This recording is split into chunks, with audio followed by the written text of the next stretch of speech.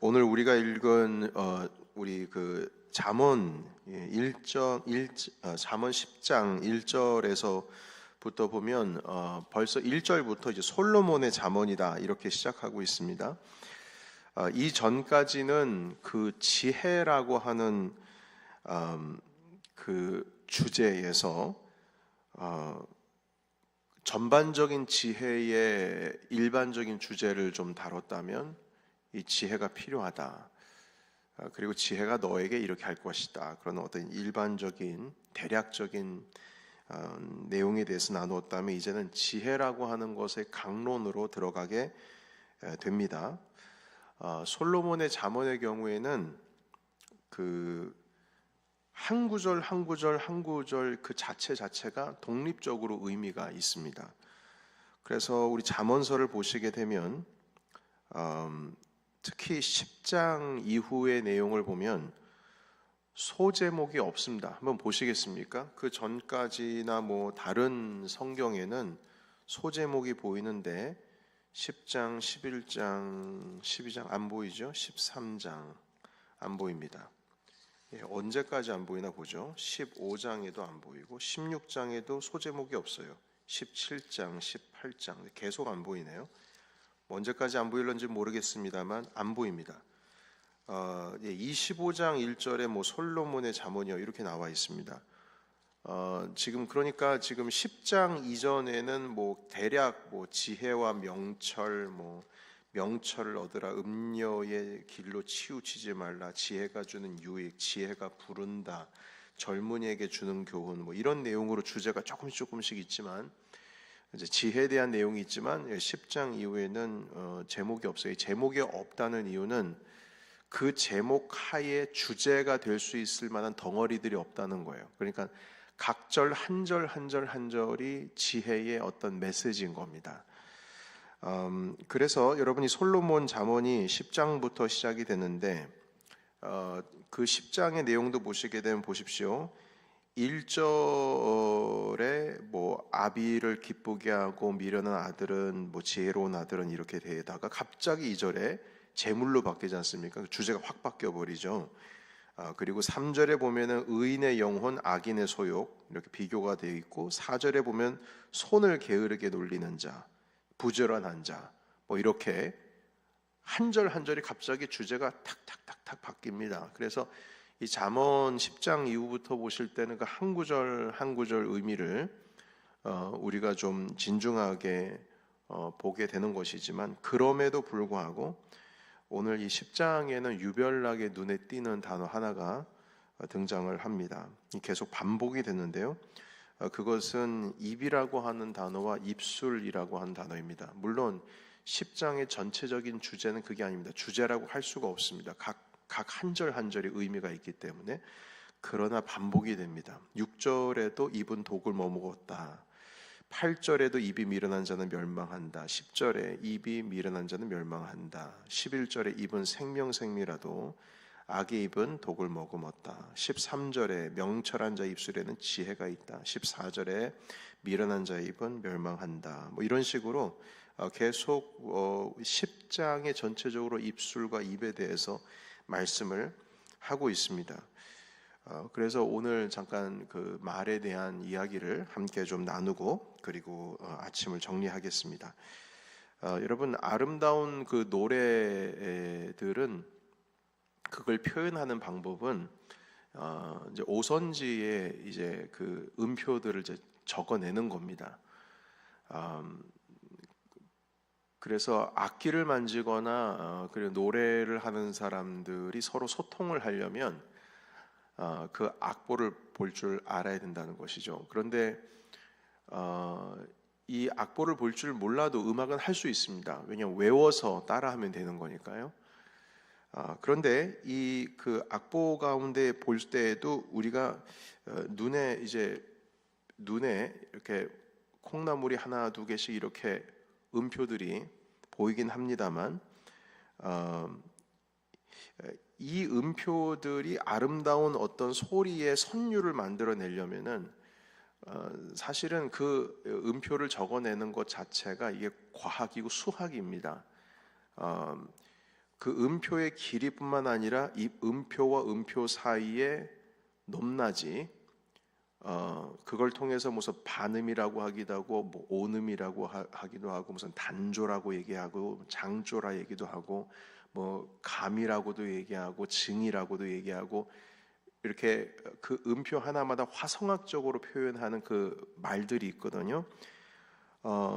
그런데 이 말이라고 하는 것이 어떤 의미가, 제가 오선지에다가 좀 비유를 할 수 있다면, 그 오선지 위에 음표와 음표를 연결하는 그것들이 이 말이 그 음표와 비슷하다는 겁니다. 음악이 아름다울 수 있는 이유는 음표와 음표 사이에 질서가 있기 때문이에요. 이걸 이제 화성이라고도 합니다. 그러니까 일정한 어떤 높낮이와 그 간격에 의해서 그 음악이 만들어지는 겁니다. 그래서 작곡하시는 분들은 이 화성, 하나하나를 표시하는 방법, 그 길이나 그 높이를 정확하게 수학적으로 표시하는 방법을 모르게 되면 이 오선지로 이 자기가 하고 싶은 음악을 표현할 수가 없습니다. 저도 신학대학원에 들어가서 저도 음악에 관심이 있어서 그냥 교양 과목 정도로 교회 음악의 화성악에 대해서 잠깐 한 학기 공부를 한 적이 있는데요. 보니까 완전 수학입니다. 그걸 계산하면서 이게 맞느냐, 틀리냐, 이게 맞는 코드냐. 그래서 여러분, 그 코드가 무슨 C 코드, D 코드, E 코드, F, G 뭐 코드가 여러 개가 있지만 그 코드가 마음대로 조합이 안 됩니다. 그 조합이 되는 법칙들이 있어요. 그래서 이게 만약에 C로 시작이 되면은 이거는 G로 갈 수가 있지만 뭐 E로는 갈 수가 없고, 갈 수 있는 길과 갈 수 없는 길들이 있습니다. 갈 수 없는 길이 있는데 갈 수 있다고 해서 우겨버리게 되면 그 음악은 찌그러집니다. 듣지를 못하게 되는 거예요. 그래서 여러분, 우리가 이제 뭐 악보 같은 거를 보면 코드 표시들이 다 이렇게 있어서 음표를 가지고도 연주를 하지만 코드를 가지고도 연주하거든요. 그런데 그 코드 바깥으로 넘어가게 되면은 벌써 들을 때, 여러분 노래할 때 들을 때 안 맞습니다. 지난 주일에 우리가 지금 연합찬양제 노래하려고 연습을 하고 있었는데, 그 알토 파트 연습하셨던 분들은 기억하실 겁니다. 제가 음을 하나 틀린다고 말씀을 드렸고, 이제 그걸 잡아 나가는데 자꾸 우리 알토 파트가 반음을 올리더라고요. 반음을 올려요. 그래서 그거 아니다. 그 반음을 올리는 순간 코드가 무너져 버린다. 무조건 하는 온음을 올려야 된다. 길이를 조금 더 올려서 더 높여야 된다. 라는 말씀을 드렸는데 계속 반음이 되는 거예요. 그러니까 모든 밸런스와 균형이 무너져 버리게 되는 것이죠. 여러분, 아무리 좋은 악기를 가지고 있고 노래를 잘한다 하더라도 그 음표의 높이, 길이, 그 법칙을 따라서 움직여야 아름다운 소리를 낼 수 있습니다. 아무리 뭐 100년산, 200년산 바이올린을 가지고 있다 할지라도 거기에 있는 법칙대로 움직이질 않으면은 그 울리는 꽹과리 소리나 같습니다. 왜냐하면 음의 조화가 안 돼요. 여러분, 이 의미를 음악을 하시는 분들은 이해를 하실 거예요. 예. 여러분, 그냥 노래를 작곡을 한다고 할 때요, 그 코미디언들이 한번 그런 걸 보더라고요. 뭐 오늘날의 포스트 모더니즘의 대가라고 하면서 오선지를 넓게 그려놓은 다음에 콩나물을 확 던져버려가지고 딱 보고 그걸 연주하더라고요. 그거는 코미디언들이나 하는 얘기지, 그건 음악이 될 수가 없는 겁니다. 그냥 소리에 불과한 거예요. 그냥 소리. 음악이 아닙니다. 소리지. 꽹과리를 울려도 리듬이 있어요. 딴 따라다다다단 따라다단 따라다. 궁상각주 옛날에 배웠던 거 다 나오네. 예, 그 리듬이 있어요. 뭐 휘몰이 장단, 뭐 몬장단에 따라서 음의 길이와 높이가 다 있다는 것입니다. 그런데 여러분, 그 오늘 이제 주신 10장에 있는 말씀에 보시게 되면 지혜로운 입술이다, 지혜로운 입이다라고 말하는 것은 바로 오선지의 음표 하나하나를 그리는 것과 같다는 생각을 합니다.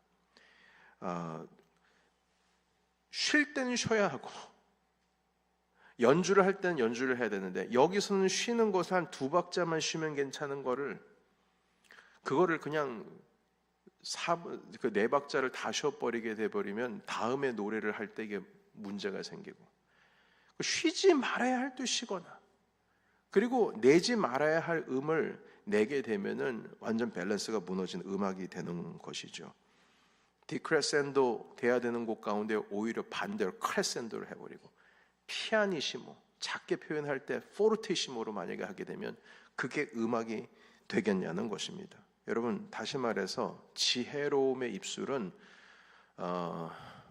음악을 연주하는 것 같습니다. 사람이 들리도록 말하는 게 지혜로운 말입니다. 아무리 옳은 말이어도 들리지 않으면 그건 옳은 말이 될 수가 없습니다.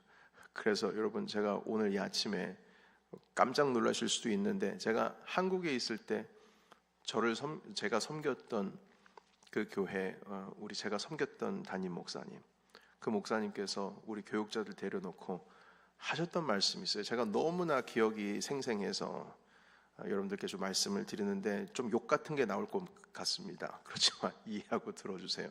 세상에는 옳은 개소리가 있대요. 옳은 개소리. 개소리 하지 말라는 겁니다. 그 부교육자들한테.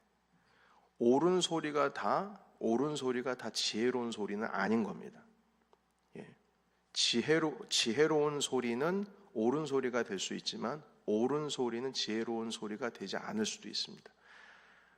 그래서 사람이 들리는 소리, 음악과 같이 때에 맞춰, 이게 이 때에 맞는 소리인지 아닌지, 아니면 그 소리를 내는 데 있어서 쉬어야 하는지 아니면 진행해야 하는지, 아니면 이것을 톤을 이 정도로 만들어야 될지 아니면 그 이하로 만들어야 될지, 그것을 정말 들리도록, 듣는 사람조차도 아름답다. 어떤 것은 빠바바밤, 베토벤의 소리가 있잖아요. 웅장하고지만 좀 두려운 마음이 있긴 있죠. 그렇지만 그 두려운 마음이 있다 할지라도 얼마나 웅장하고 아름다운 음악이 되겠습니까? 그러니까 그런 표현들이 우리 가운데 있을 때 지혜로운 말이 될 수 있다는 겁니다. 그래서 오늘 입술에 대한 표현을 음악과 오선지에 대해서 제가 비유하면서 우리가 연주하는 꼭 연주자와 같은 마음으로 우리 입술을 다뤄야 한다라고 하는 것 말씀을 드립니다. 그런데 대부분이 이 입술이 다룰 때에 이게 우리의 감정과 연관이 돼서 우리 감정에 있는 것이 그대로 나오는 것이거든요. 그러나 감정이 사실 잘 통제가 안 되죠. 그렇기 때문에 입술도 통제가 안 되는 겁니다. 그래서 우리의 감정을 통제할 수 있을 때에 그 사람이 비로소 지혜로운 말을 할 줄 아는 거예요. 연주자들도 마찬가지입니다. 자기의 감정을 극도로 자제하고 질서 있게, 그러나 이 부분에 있어서는 내가 빠르게 아니면 강하게 해야 되겠다. 그 모든 것과 내 온몸이 같이 움직입니다. 그래서 지휘자들 지휘하는 거 보시면 지휘법, 이거 뭐 아무것도 아닌 것 같죠. 그러나 지휘법에 있어서도 박사님들이 계십니다. 예. 그 오케스트라 지휘하는데 그 감정을 자제하고 절제하면서 폭발할 때는 얼마나 세게 폭발합니까? 그런데 그 폭발할 때도 멋있어요. 너무 멋있어요.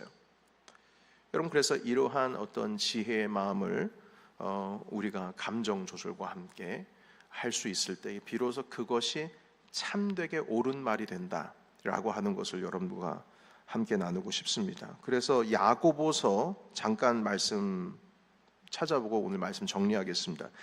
야고보서 1장 26절 잠깐 보실까요? 야고보서의 1장 26절 찾아보겠습니다. 함께 읽어볼까요? 야고보서 1장 26절 다시 시작. 누구든지 스스로 경건하다 생각하며 혀를 제갈 물리지 아니하고 자기 마음을 속이면 이 사람의 경건은 헛것이라. 아멘. 그 경건과 말과 연관이 돼 있다 없다? 연관이 된다. 그래서 경건한 사람은 자기의 혀도 이걸 컨트롤할 수가 있는 겁니다. 야고보서 1장 26절.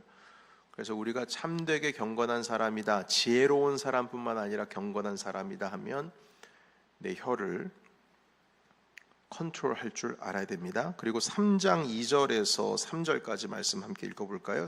야고보서 3장 2절에서 3절 같이 읽겠습니다. 자, 시작. 우리가 다 실수가 많으니 만일 말에 실수가 없는 자라면 곧 온전한 사람이라 능히 온 몸도 굴레 씌우리라. 우리가 말들의 입에 재갈 물리는 것은 우리에게 순종하게 하려고 그 몸을 제어하는 것이라. 아멘. 그러니까 입이 제어가 컨트롤할 수 있다는 것은 몸을 컨트롤할 수 있다는 것 똑같다는 겁니다. 그래서 오늘 이 입술에 대한, 입에 대한 말씀 함께 나눴는데요. 여러분, 우리의 삶 가운데에 입을 제어할 줄 아는 것이 지혜로운 사람이라고 하는 것을 다시 한번 좀 깨닫습니다. 여러분, 그래서 우리 교회는 옳은 소리를 하는 교회가 아니라 지혜로운 소리를 하는 교회인 줄로 믿습니다. 옳은 말을 하는 교회가 아니라 지혜로운 말을 해야 됩니다. 아무리 옳은 말을 한다고 할지라도 사람이 듣지 못하고 그 옳은 말 때문에 결국 목적으로 향하는 길을 만약에 잃어버렸다면 그 옳은 말은 옳은 말이 되는 게 아닙니다. 여러분, 그렇잖아요. 어느 사람이 나쁜 행동을 했을 때 그 나쁜 행동을 바른 행동으로 가게 하기 위해서 단계가 있을 텐데 그 단계를 아무리 옳은 말 주구장창 해도요, 그 사람의 마음이 뒤틀려 버려 가지고 그 말하는 사람과 관계가 무너져 버리게 되면 행동은 바뀌지가 않습니다. 그러면 어떻게 해야 되느냐? 일단 관계가 중요하겠죠. 그 가운데서 지혜로운 말을 어떻게 해야 할지에 대해서 주고받고 하는 모든 텐션감 있게 해나갈 것입니다. 그래서 오늘 이 말씀을 꼭 기억하시고, 우리 교회는 옳은 말 하는 교회라기보다는 지혜로운 말을 하는 교회다.